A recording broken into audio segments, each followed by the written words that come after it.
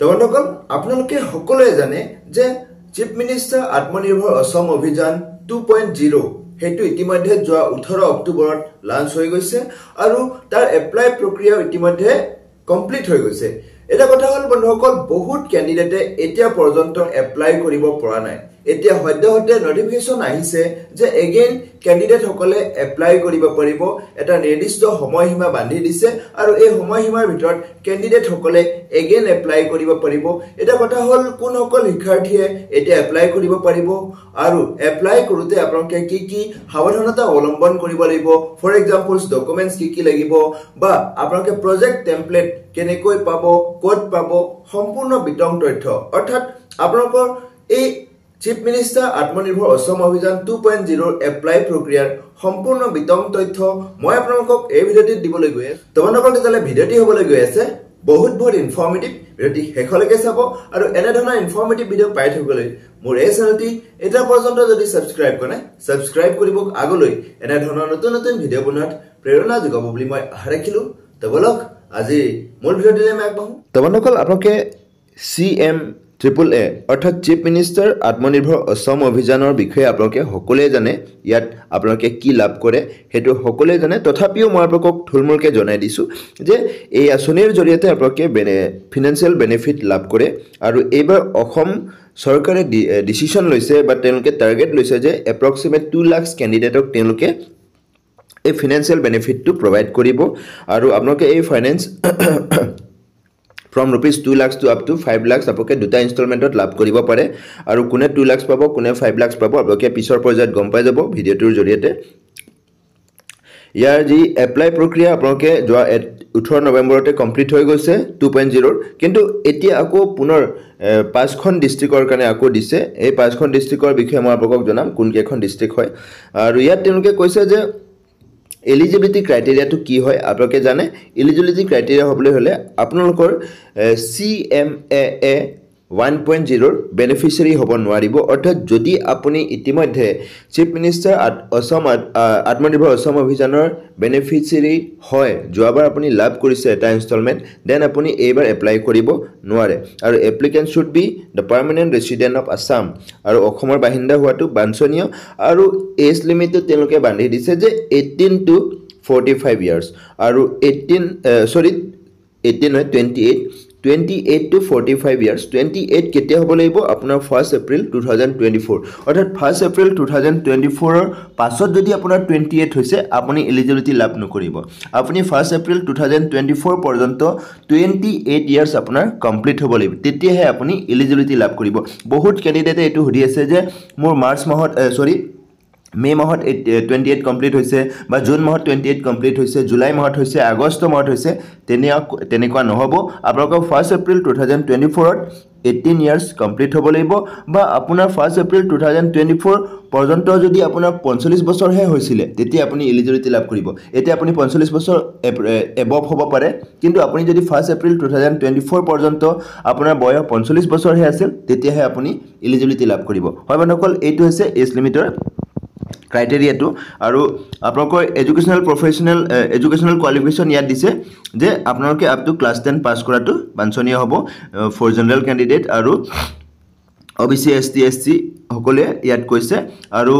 বাকি professional course কেটেগৰীটো ইয়াত দিছে। যিসকলে engineering, medicine, agriculture, veterinary, fishery আদিত পঢ়িছে তেওঁলোকে আনকি ইয়াত হাঙৰি লৈছে আৰু তেওঁলোকে আনকি এই বেনিফিট লাভ কৰিব।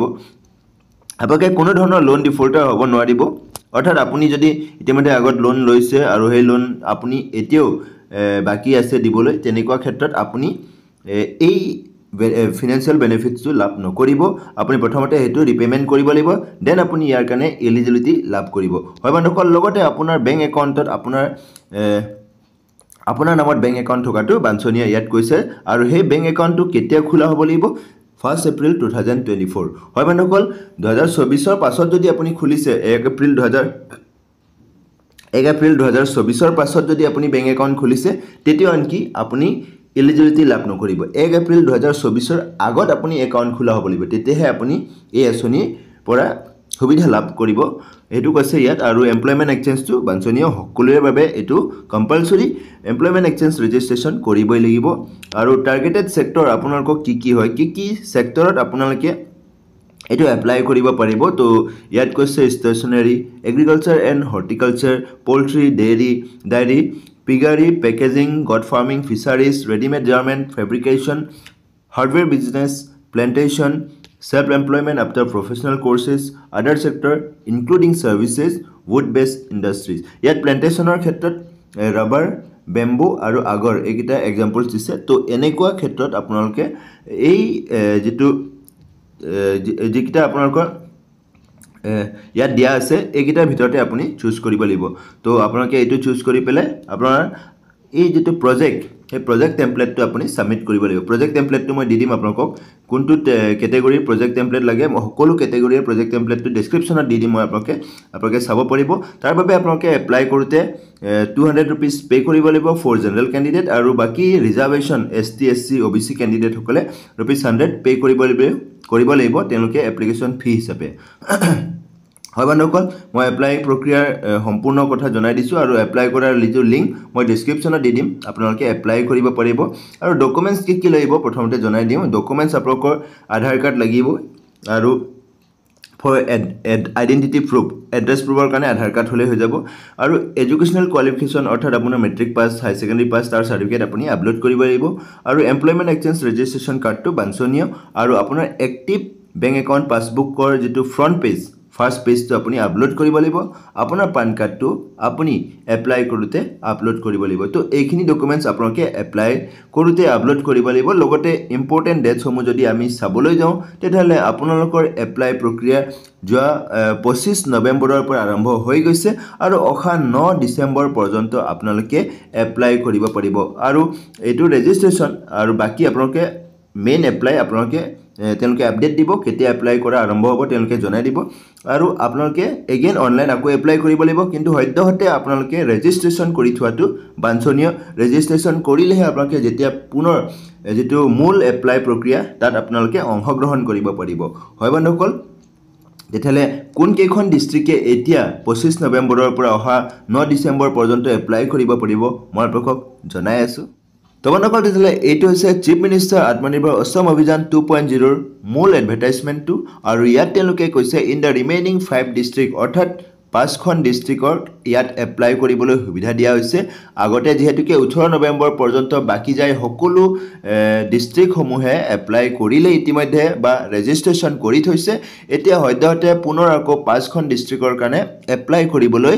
এই অপশনটো খুলি দিছে যোৱা 25 নৱেম্বৰৰ পৰা আৰু এপ্লাই প্ৰক্ৰিয়া লাষ্ট ডেট 9 ডিসেম্বৰ পৰ্যন্ত দিছে আৰু সেই কেইখন ডিস্ট্ৰিক্ট হৈছে বন্ধুসকল নগাঁও ডিস্ট্ৰিক্ট বঙাইগাঁও চিৰাং বিশ্বনাথ আৰু কাছাৰ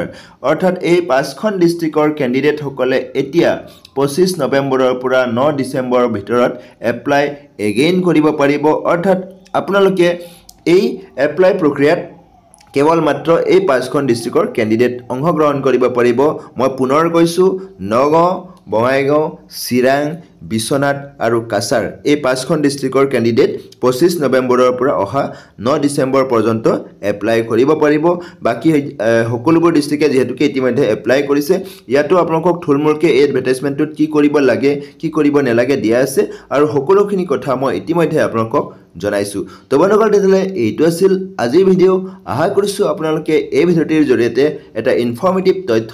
লাভ কৰিছে তো বন্ধুসকল তেতিয়ালে ভিডিওটি হেহলৈকে চোৱাৰ বাবে আপোনাক অশেষ ধন্যবাদ জয় আই অসম